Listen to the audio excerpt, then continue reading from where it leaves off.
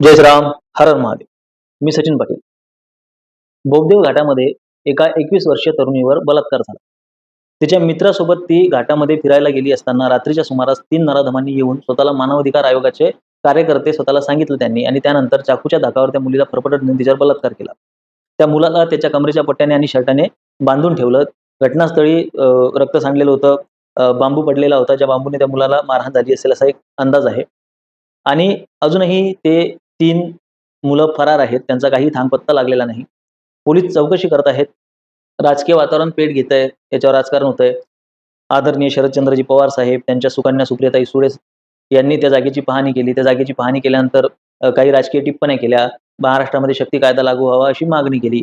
एआयचा वापर केला जातोय. मोबाईल डेटाचं स्कॅनिंग केलं जातंय. तिथं त्या परिसरामध्ये किती मोबाईल होते, काय होते, किती लोकांनी तिथून ये-जा केली. मुलीच्या माहितीच्या आधारे स्केच वगैरे जाहीर केलेले आहेत. हे सगळी याची माहिती आतापर्यंत तुम्ही प्रसारमाध्यमांवर आतापर्यंत लोकांनी घेतली असेल. ज्यांना माहिती नाही त्यांच्यासाठी मी ही माहिती सांगितली.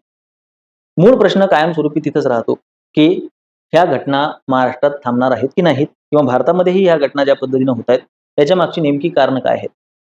परप्रांतातून महाराष्ट्रामध्ये, पुण्यामध्ये शिकायला आलेली ती मुलगी आणि त्या मुलीवर झालेला बलात्कार ही महाराष्ट्रासाठी शरमेची बाब आहे अर्थातच. पण सोबतच याची जी दुसरी बाजू आहे, जी जास्त काळी बाजू आहे, त्याच्यावर बोलायला गेलो तर आमच्यासारख्या लोकांना प्रतिगामी म्हटलं जातं.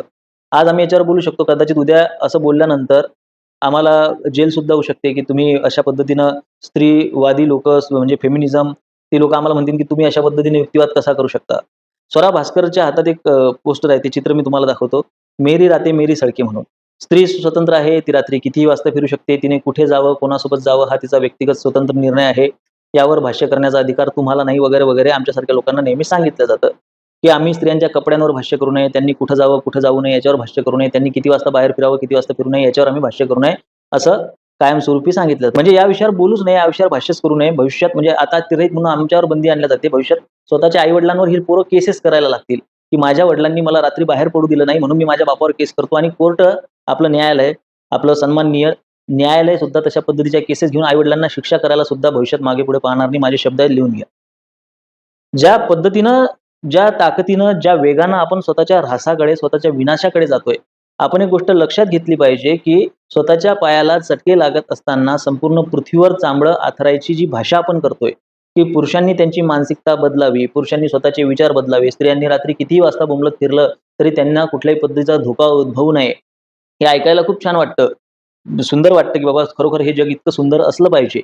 पण एक माझा एक असा प्रश्न आहे, की ज्या घाटांमध्ये चोऱ्या-माऱ्या, दरोडे होतात, त्या घाटामध्ये समजा रात्री-बेरात्री एखादा व्यक्ती जेव्हा लुटला जातो आणि तो पोलिस स्टेशनला जातो किंवा कुठेही त्यानं जेव्हा सांगितलं, की बाबा त्या घाटातून मी रात्री जात होतो आणि माझ्यासोबत लूटमार झाली. तेव्हा एक कॉमन सेन्समधून आलेला पहिला प्रश्न असतो. तो पहिला प्रश्न त्याला हा विचारला जातो, की "तू इतक्या रात्री तिथे झक मारायला गेला होता का?" विंचू त्याचा स्वभाव आहे दंश करणे. तो तुम्ही हातावर उचलून जर त्याने दंश केला, तर तुम्ही विंचवाला त्याचा दोष देऊ शकत नाही. "कामा तुराना भयना लज्जा" अशी खूप जुनी एक म्हण आहे. ज्याच्या मनामध्ये काम उत्पन्न झालेलं आहे, ज्याच्या मनामध्ये लस्ट, ज्याच्या मनामध्ये वासना उत्पन्न झालेली आहे, त्याला भीतीही राहत नाही आणि त्याला लज्जाही राहत नाही. तुम्ही कितीही कडक कायदे केलेत, तरी सुद्धा रात्रीच्या अंधारात फिरणारी एकटी स्त्री ही या जगाच्या पाठीवर कुठल्याच कोपऱ्यामध्ये सुरक्षित राहू शकत नाही. हे काळ्या दगडावरची रेष आहे. शक्ती कायदा करा, की तुम्ही शक्तिमान कायदा करा, की तुम्ही महाशक्ती कायदा करा. त्याने काही एक फरक पडणार नाही. याचं सगळ्यात चांगलं उदाहरण मी तुम्हाला आता देतो, लक्षात घ्या. आपल्याला नेहमी उदाहरण दिलं जाते अमेरिकेचं. अमेरिकाच मी देश याच्यासाठी घेतो. अमेरिकेपेक्षाही क्राईम फ्री देश या जगामध्ये आहेत. फिनलँड आहे, नॉर्वे आहे. तिथे क्राईम अमेरिकेपेक्षा कमी आहे. पण आपल्या एक एक जनरल मानसिकता झाली, की अमेरिका सुरक्षित आहे. अमेरिकन कल्चर, वेस्ट कल्चर म्हटलं, की आपलं लक्ष अमेरिकेकडे जातं. नॉर्वे, फिनलँड सुरक्षित आहेत. तिथे सुद्धा बलात्कार होतात. त्याच्यापेक्षा मी अमेरिकेचा सर्व्हे घेऊन आलोय, कारण की आपण तुलना नेहमी अमेरिकेसोबत करत असतो. तर इथे मी तुम्हाला काही स्टॅटिस्टिक्स सांगतो. ज्या लोकांना असं वाटतं, की बाबा अमेरिकेसारखे कायदे आपल्या देशामध्ये झालेत किंवा UAE सारखे कायदे आपल्या देशामध्ये झालेत. समजा युनायटेड स्टेट्स ऑफ इमिरेट्स सारखे कायदे, अरब देशांसारखे कायदे आपल्या देशामध्ये झाल्यानंतर आपल्या देशामध्ये बलात्कार थांबतील. हा भाबडा गैरसमज ज्या लोकांना आहे, हा भाबडाही आहे आणि गैरही आहे. हा जो समज आहे, हा भाबडा समज म्हणा किंवा गैरसमज म्हणा. त्याच्यासाठी काही आकडे मी तुम्हाला इथे दाखवणार आहे, की एखाद्या देशामध्ये जेव्हा आपण म्हणतो, की बाबा कायदा कठोर असल्यानंतर त्या देशामधला क्राईम कमी होतं. हे खरोखर होतं, असं काही होतं का हे आपण बघू. तर सर्वप्रथम मी तुम्हाला इथं 2021 चे काही आकडे सांगणार आहे. ते आकडे आपण लक्ष देऊन ऐका. स्टॅटिस्टिक्स आहे आणि हे माझ्या मनाने मी सांगत नाहीये. तर हे मी कशाच्या आधारे सांगतोय, तर federal bureau of investigation FBI जे आहे, अमेरिकेमधलं फेडरल ब्युरो ऑफ इन्व्हेस्टिगेशन, त्यांनी नॅशनल क्राईम व्हिक्टिमायझेशन सर्व्हे केलाय, NCVS. त्याच्या मार्फत त्यांनी दिलेले हे आकडे आहेत 2021 चे. तर 2021 मध्ये अमेरिकेमध्ये बलात्काराच्या घटना होत्या 1,26,430 आणि त्या तुलनेत 2021 मध्ये भारतात झालेल्या बलात्काराची जी नोंद आहे, ती जी नोंद घेतलेली आहे ती राष्ट्रीय गुन्हे नोंद ब्युरो NCRB ने घेतलेली आहे 2021 ची. त्यामध्ये भारतामध्ये सुमारे 31,878 बलात्काराच्या घटना घडलेल्या आहेत. आणि भारताची जी लोकसंख्या आहे ते 1.4 अब्ज म्हणजे 140 कोटी ही भारताची लोकसंख्या आहे आणि अमेरिकेची लोकसंख्या 330 दशलक्ष आहे.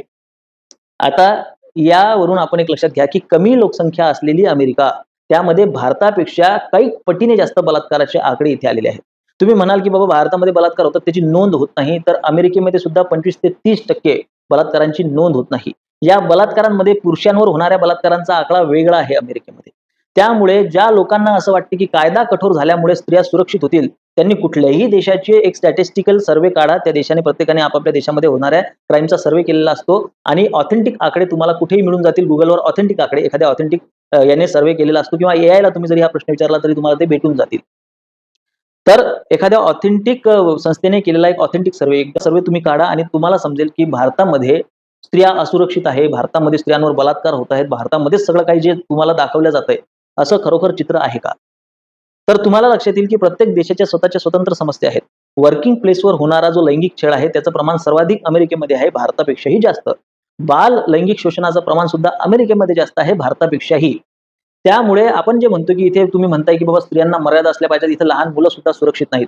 मान्य आहे, लहान मुलं सुद्धा सुरक्षित नाहीत, पण त्या लहान मुलांच्या सुरक्षिततेची हमी त्यांच्या आई-वडिलांनी घेणं गरजेची असते. तुम्हाला नाही सांगितलं 4-4, 3-3 वर्षाच्या पोरांना तुम्ही शाळेत घाला. तुम्ही जे म्हणताय ना, ह्या विचाराला प्रत्येक जण विरोध करतो, पण 3-4 वर्षाच्या मुलांचे काय हाल होतात हे मी बघितलेलं आहे. ते लैंगिक शोषण सोडून द्या हो. लहान-लहान मुलं मी ते असे झोपतात बिचारे, त्यांना त्यांची बोटं सुद्धा पेन पकडायच्यासाठी परिपक्व झालेली नसतात. त्या वयामध्ये तुम्ही त्यांना दप्तराचं ओझं देता. होम स्कूलिंग नावाची चांगली संकल्पना पुढे येत आहे किंवा जपानमध्ये ज्या पद्धतीने मुलांना शिकवल्या जातंय, त्यांच्यावरचं अभ्यासाचं ओझं, त्यांचं ते शाळेचं ओझं, वर्किंग अवर्स, या सगळ्या गोष्टींवर काम होणं गरजेचं आहे. आपली एज्युकेशन सिस्टम सुद्धा सुधारणं गरजेचं आहे. आपली वर्किंग सिस्टम सुद्धा सुधारणं गरजेचं आहे. काल परवा पुण्यामध्ये एक मुलगी वर्कलोडनं मेली. आपल्या देशामध्ये बॉसिंगची प्रचंड मोठी समस्या आहे. आई-वडिलांना वेळ नाही आहे मुलांना द्यायसाठी. बऱ्याच मोठ्या समस्या आहेत. केवळ भारतामध्ये स्त्रिया सुरक्षित नाहीत असं म्हणून चालणार नाहीत.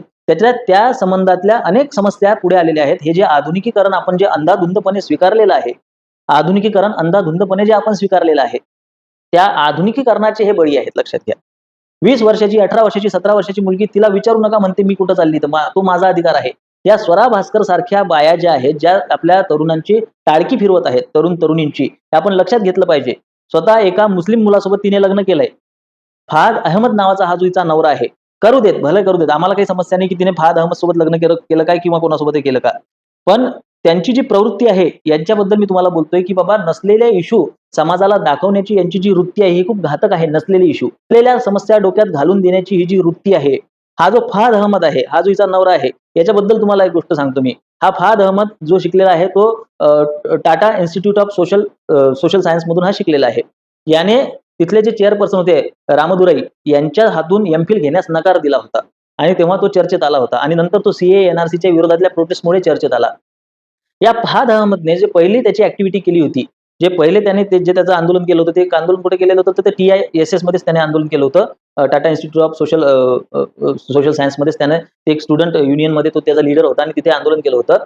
आंदोलन कशासाठी केलं होतं, तर SC STच्या कॅन्डिडेटसाठी. तुम्ही म्हणाल चांगली गोष्ट आहे, दलितांसाठी याने आंदोलन केलं, पण आंदोलन काय होतं आणि मदुराईंच्या हस्ते त्याने पुरस्कार घेण्यास नकार का दिला. आंदोलन असं होतं की टाटा इन्स्टिट्यूटने स्वतःहून SC STच्या कॅन्डिडेटसाठी स्कॉलरशिप दिलेली होती स्वतःहून. हे मेंडेटरी नव्हतं. It was not mandatory by the government of India. ते त्यांनी स्वतःहून एक प्रिव्हिलेज म्हणून SC STच्या मुलांना एक ते हे द्यायचे, एक रक्कम द्यायचे, ठराविक रक्कम, आणि त्याच्यातून ते त्यांच्या शिक्षणासाठी ते रक्कम द्यायचे. पुढे टाटा इन्स्टिट्यूटमध्ये येणाऱ्या सीट्स कमी झाल्या, भरती कमी झाली आणि आर्थिक अडचणींमुळे टाटाने ते प्रिव्हिलेज बंद केलं. तर हे जे प्रिव्हिलेज दिलेलं होतं, हे जी स्वतःहून दिलेली सवलत होती. आपल्याकडे एक म्हण आहे, भटाला दिली उसरी भट हातपाय पसरी. हे भटाला उसरी दिल्यानंतर भट हातपाय पसरतो का नाही हे माहित नाही, पण ज्यांना तुम्ही मदतीचा हात देताय आणि नंतर म्हणजे माझ्या घरी एखादा पाहुणा येतो, त्या पाहुण्याला मी बासुंदी देतोय खायला, पहिल्यांदा आला, दुसऱ्यांदा आला, तिसऱ्यांदा माझ्याकडे बासुंदी नव्हती, दूध नव्हतं किंवा परिस्थिती नव्हती, तर माझ्या पाहुण्याने येऊन माझी स्कॉलर पकडायची, म्हणायची मला बासुंदी पाहिजे, मला आधी बासुंदी दिली, हा बासुंदी माझा अधिकार आहे, असं म्हणून चालणार नाही.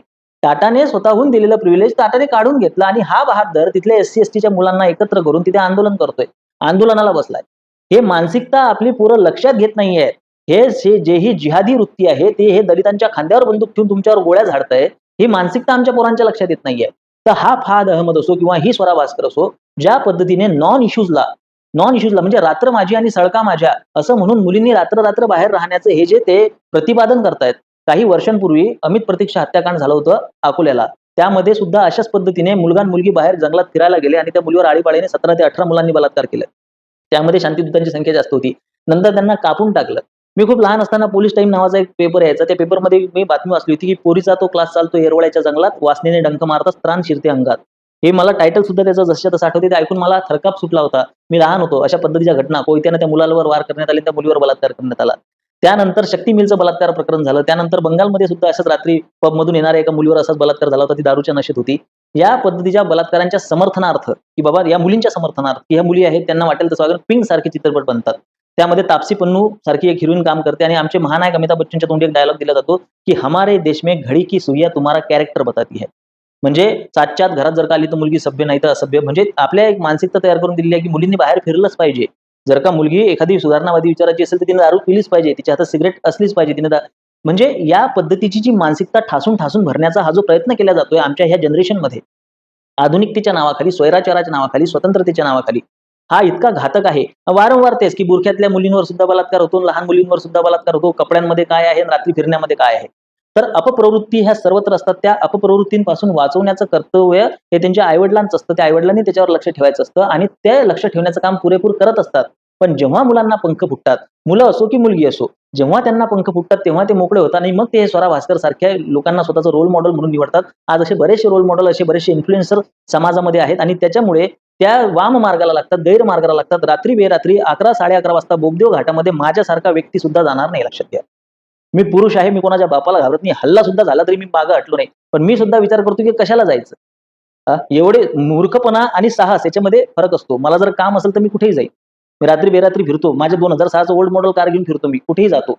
पण मी तेव्हाच जातो जेव्हा ते धर्मासाठी असतं, कामासाठी असतं. म्हणजे हतो वा प्राप्स्यसी स्वर्गम जितो वा भोक्ष्यसी महीम. मग धर्मासाठी मेलो तर फारच मूर्खपणा करण्यासाठी, मजा-मस्ती करण्यासाठी मी असा कुठं बोंबलत हिंडणार नाही रात्री बेरात्री. एवढा विवेक जर का मी पुरुष असून माझ्यामध्ये आहे, तर एका स्त्रीमध्ये तो विवेक का असू नये? की रात्री बेरात्री कुठे जायचं, कुठे जाऊ नये. आणि आज रोजी ज्या पद्धतीने मला बरेच लोक म्हणतात, की हे पॉर्न साइट्स बंद झाल्या पाहिजे, त्याच्यावर बंदी आली पाहिजे. पॉर्न साइट बंद कराल हो, तिथं तर सगळं खुलेआम आहे. पण हे जे सॉफ्ट पॉर्न दाखवणं रील्सच्या माध्यमातून. परवा माझ्या मित्राने मला एक रील पाठवली. इतकी भयंकर रील होती ती. त्यात एक मुलगी आली, भारतीय वंशाची हां.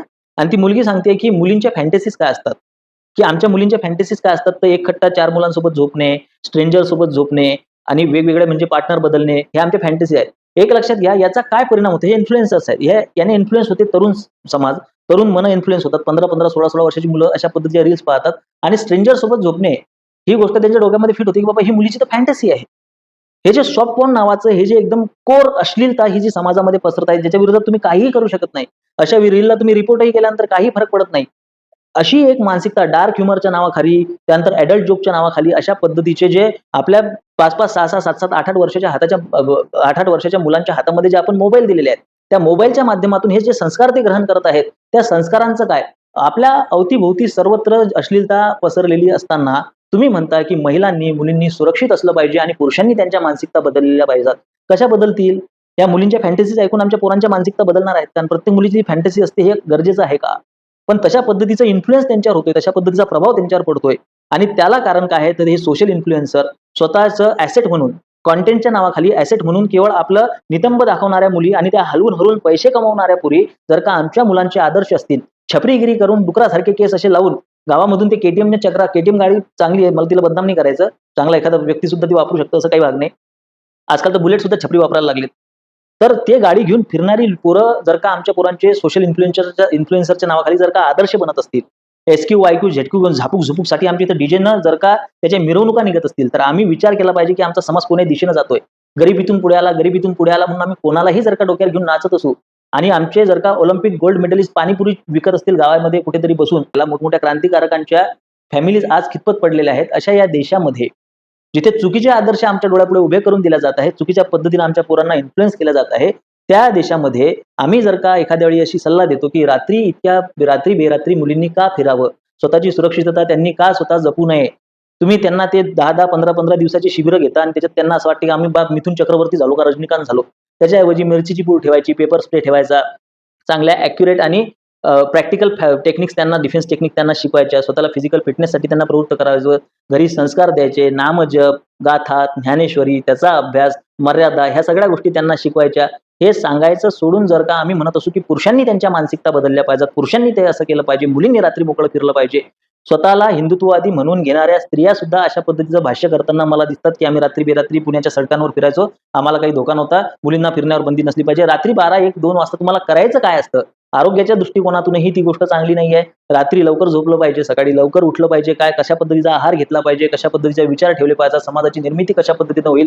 कुठल्याही गोष्टीने धूम्रपान करणे, कुठल्याही दृष्टिकोनातून अल्कोहोल घेणे, दारू घेणे, कुठल्याही दृष्टिकोनातून रात्री बेरात्री जागरण करणे, बाहेर फिरणे ह्या गोष्टी योग्य नाहीये. पण हे सांगायला जाणारा व्यक्ती प्रतिगामी ठरवला जातो आणि दारू पिऊन बोंबलत फिरणाऱ्या मुली जर का पुरोगामी म्हणवल्या जात असतील, तर आपल्या समाजाचं वाटोळं झाल्याशिवाय राहणार नाही. अशा पद्धतीने पोलिसांची ही ड्युटी आहे, गव्हर्नमेंटची ही ड्युटी आहे, शक्ती कायदा आला पाहिजे, या नराधमांना फाशाच झाल्या पाहिजेत, यात वादच नाही, विरोधच नाही. पण हे प्रकरण होऊच नये. रात्री बेरात्री आपण जावं कशाला? अजूनही आपण संदेश खालीमध्ये राहत नाही, की तिथे एखाद्या आपल्या तृणमूल काँग्रेसचा नेता येऊन तुमच्या घरातल्या मुली उचलून घेऊन जाईल. त्याला वेळ आहे, अजून अवकाश आहे. हिंदूंवरती परिस्थिती सुद्धा येणार आहे, पण अजून अवकाश आहे. त्यामुळे तुमच्या घरातल्या मुली घरातून उचलून नाही नेणार आहे. बाहेरचं वातावरण बदललेलं आहे, बिघडलेलं आहे. त्या बिघडलेल्या आणि बदललेल्या वातावरणाशी मिळतं-जुळतं आपण कसं घ्यावं, याच्यासाठी आपण आपल्या मुलींना घरातूनच संस्कार दिले पाहिजेत. आपल्याला जुन्या एक म्हण होती, की मुलीचं जीवन काचेच्या भांड्यासारखं असतं. आज जर का ही म्हण वापरली तर तुम्हाला जेल होऊ शकते. कारण की मुली सर्व काही करू शकतात, मुली सक्षम आहेत, स्त्री स्वातंत्र्य वगैरे, वगैरे गोष्टी तुम्हाला सांगितल्या जातात आणि ह्याच गोष्टींचे परिणाम म्हणजे मुली स्वातंत्र्याला स्वैराचार समजून बसतात आणि असं रात्री बेरात्री बाहेर जाऊन ज्या पद्धतीने अशा पद्धतीचे अतिप्रसंग त्यांच्यावर उद्भवतात आणि तेव्हा मात्र समाज बदनाम होतो, तेव्हा मात्र ते पुण्यासारखं शहर बदनाम होतं, पोलीस प्रशासन बदनाम होतं, सरकार बदनाम होते. आपण हा विचार करणं गरजेचं आहे, की आपल्या मुलींना स्वतःची सुरक्षा कशी ठेवावी, स्वतः मर्यादित आणि संस्कारांमध्ये कसं राहावं हे आपण शिकवायचं आहे, की ह्या पद्धतीच्या घटना अशाच चालू द्यायच्या आहेत, हे आपल्याला ठरवायचं आहे. माझे विचार पटत असतील तर सहकार्य असू द्या. धन्यवाद. जय श्रीराम. हर हर महादेव.